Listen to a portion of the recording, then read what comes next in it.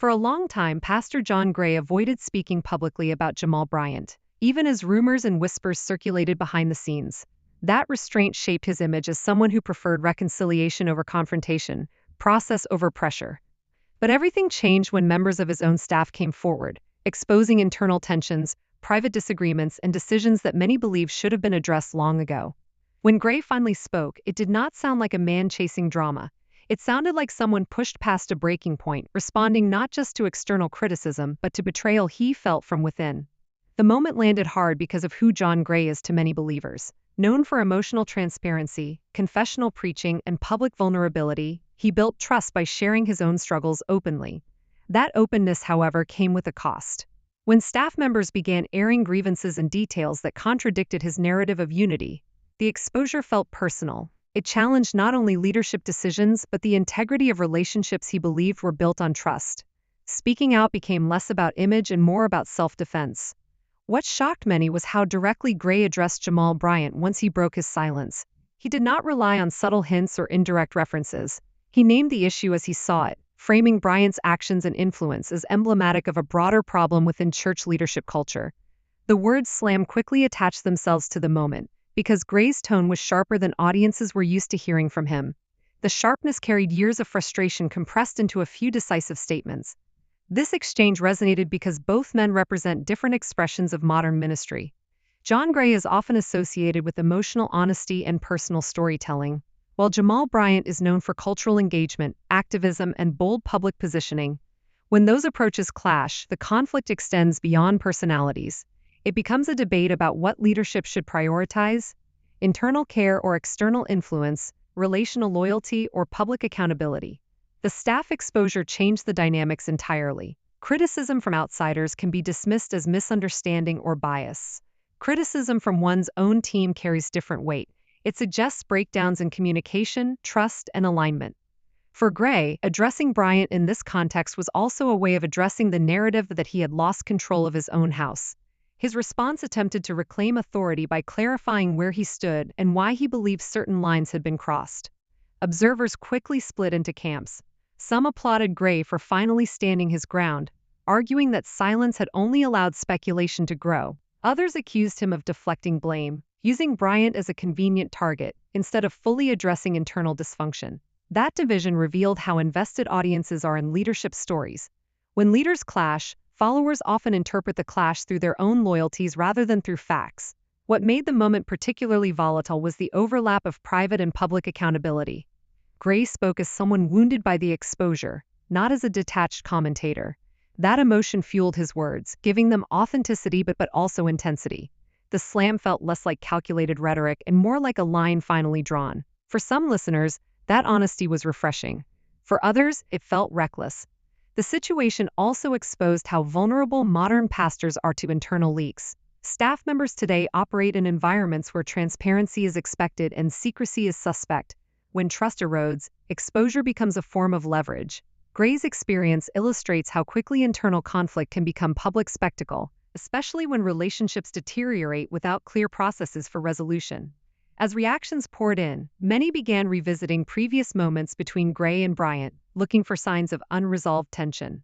Comments once brushed aside as harmless suddenly seemed loaded. Silence that once appeared gracious now felt strategic. This retrospective scrutiny intensified the impact of Gray's words, because it suggested the conflict had deeper roots than anyone realized. This first section establishes why the moment mattered. It was not simply a pastor criticizing another pastor. It was a leader responding to exposure, betrayal, and perceived misrepresentation. Gray's decision to slam Bryant marked a shift from restraint to confrontation, signaling that whatever unity once existed had fractured beyond repair. Once that fracture became visible, the conversation could no longer be contained, only examined as it unfolded in real time. As the initial shock settled, attention shifted away from the headline language and toward the deeper implications of what had been exposed. The staff revelations did more than embarrass leadership. They raised uncomfortable questions about culture, communication, and power inside church environments that publicly emphasize unity while privately struggling with fragmentation. When internal voices go public, it often signals that private channels have failed. That failure becomes the real story, even when personalities dominate the conversation. For John Gray, the exposure forced a reckoning with how vulnerability functions in leadership. He had long invited congregants into his personal struggles, believing transparency built trust. Yet transparency without structure can blur boundaries. Staff members, when expectations are unclear, transparency meant to foster connection can instead create confusion. The resulting breach feels not just professional, but personal. This context reframes why Gray's response felt so intense. He was not only defending decisions, he was defending a model of leadership he believed was relational rather than hierarchical. The exposure suggested that relationships he thought were strong were, in fact, brittle. That realization carries its own grief. Speaking sharply became a way to reassert clarity in a moment where control felt lost. The decision to confront Jamal Bryant within this context was not incidental. Bryant represented, in Gray's framing, a style of leadership that thrives publicly while leaving internal complexities unresolved. By calling him out, Gray externalized a frustration that had been building internally. It was as if he were saying that what was happening inside his own ministry was part of a larger pattern he believed Bryant embodied. Whether that framing was fair became secondary to the fact that it resonated emotionally with many watching. Audiences reacted strongly because the clash echoed experiences they recognized. Many had seen churches present polished fronts while staff and volunteers carried heavy, unspoken burdens. The staff exposure validated suspicions that unity is sometimes performative. Gray's response, raw and defensive, validated a different suspicion, that leaders often feel cornered by expectations they cannot realistically meet.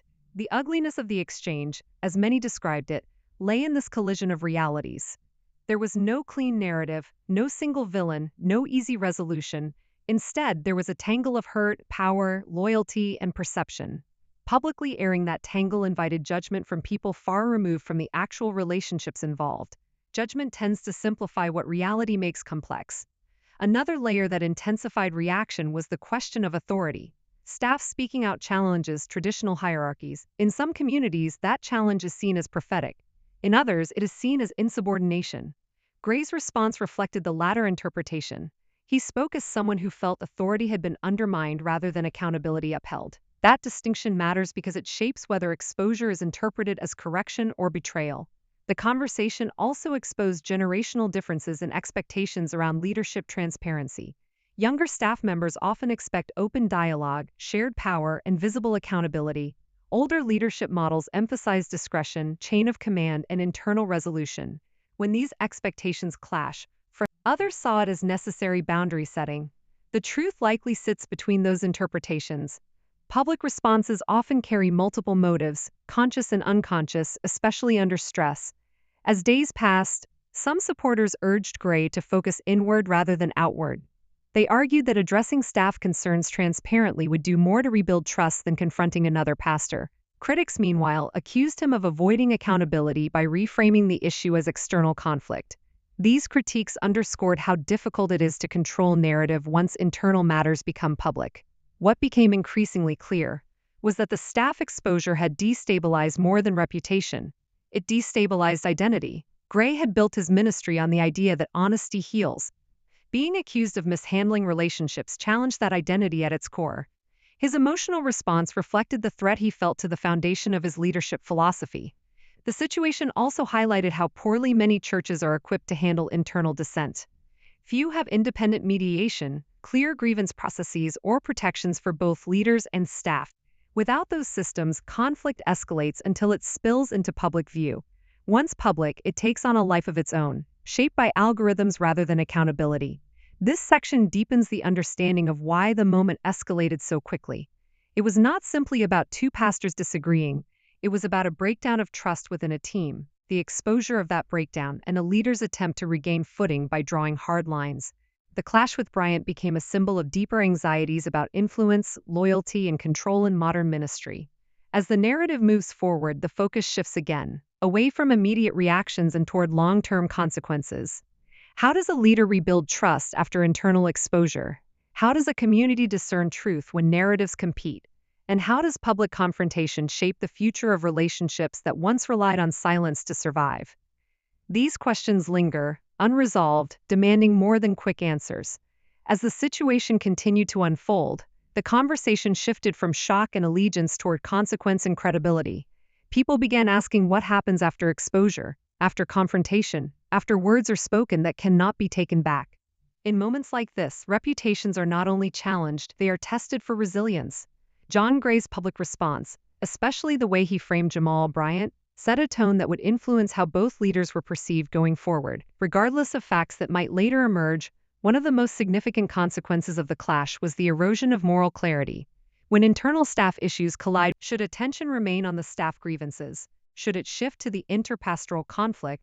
Or should it expand to examine the systems that produce both? That confusion benefits no one, yet it is a predictable outcome when multiple narratives compete for legitimacy and public view. For Gray, credibility became the central battleground. His ministry had long been built on emotional honesty and relational language. That same openness now worked against him. Critics argued that if transparency was truly a value, staff concerns should have been addressed openly before reaching a breaking point. Supporters countered that leadership requires discretion, and that airing every disagreement publicly undermines trust. The tension between those positions reflects a broader struggle in modern ministry: how to be open without being exposed. The decision to confront Bryant added another layer of risk. It expanded the scope of scrutiny from internal culture to external alliances. People began questioning Gray's motivations. Was he drawing a line on principle, or was he redirecting attention? Was the confrontation rooted in theology or in personal frustration? These questions circulated widely because the context invited them. Once internal issues are public, every action is interpreted through suspicion. For Jamal Bryant, being slammed in this context placed him in an uncomfortable position. Even without responding directly, his silence or restraint became part of the story. Silence can be interpreted as dignity or guilt, depending on the audience's bias. That ambiguity often benefits no one. It allows speculation to harden into assumption. The longer a situation remains unresolved, the more narrative replaces nuance. What made the moment particularly damaging was the way it reinforced cynicism among observers already weary of church scandals. Many expressed a familiar frustration: leaders preaching unity while engaging in public conflict, staff calling out dysfunction while communities fracture in response. The cycle felt depressingly familiar. Each new clash seemed to confirm suspicions that institutions struggle to practice the values they proclaim. Yet beneath the cynicism, there was also a hunger for reform. Some saw the exposure as painful but necessary, a forcing function that might finally prompt churches to invest in healthier governance. Calls grew louder for independent oversight, clearer staff protections, and transparent conflict. Should attention remain on the staff grievances? Should it shift to the interpastoral conflict? Or should it expand to examine the systems that produce both? That confusion benefits no one, yet it is a predictable outcome when multiple narratives compete for legitimacy and public view. For Gray, credibility became the central battleground.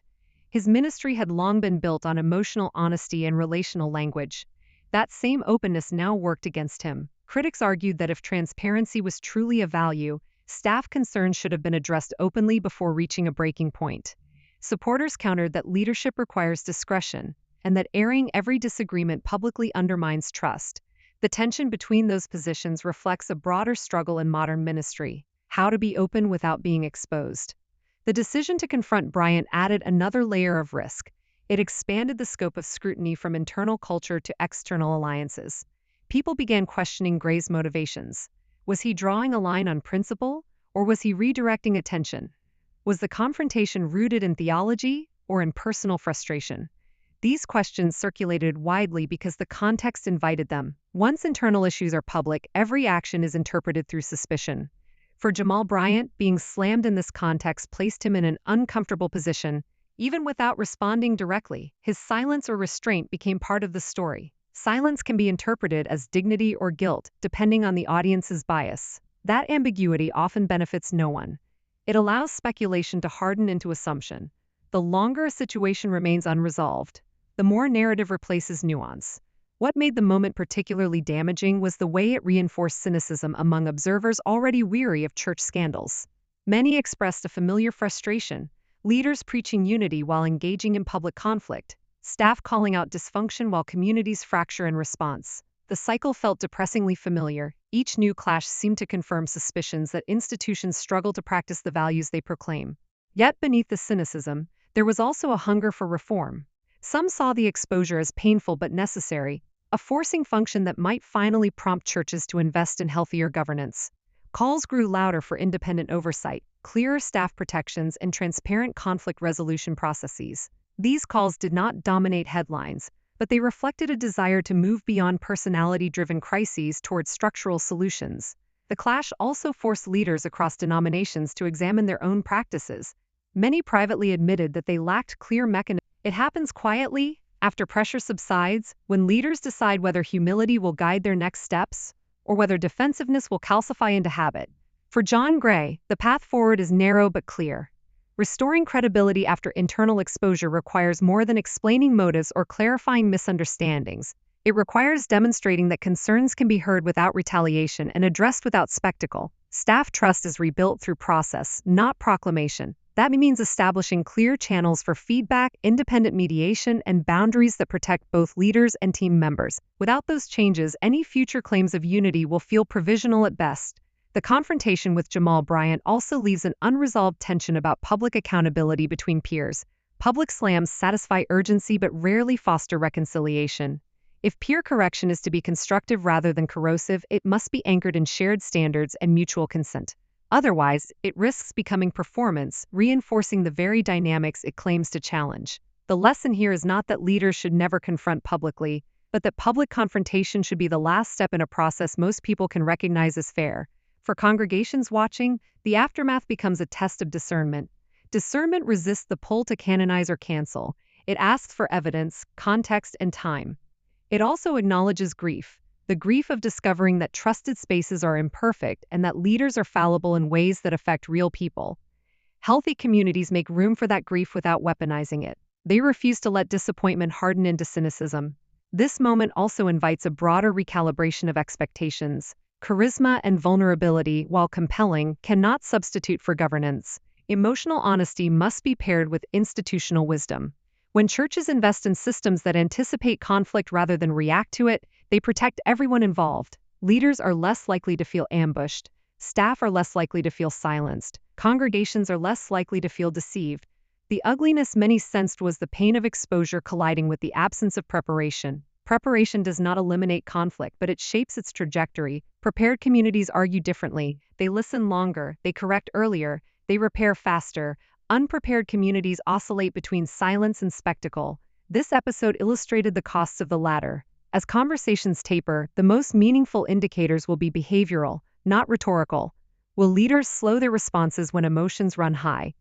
Will boards and elders strengthen oversight rather than consolidate power? Will staff concerns be addressed through transparent processes rather than loyalty tests? These choices, repeat. For those hurt by the exposure, healing will require acknowledgement without conditions. Acknowledgement that pain existed, that communication failed, that power dynamics mattered.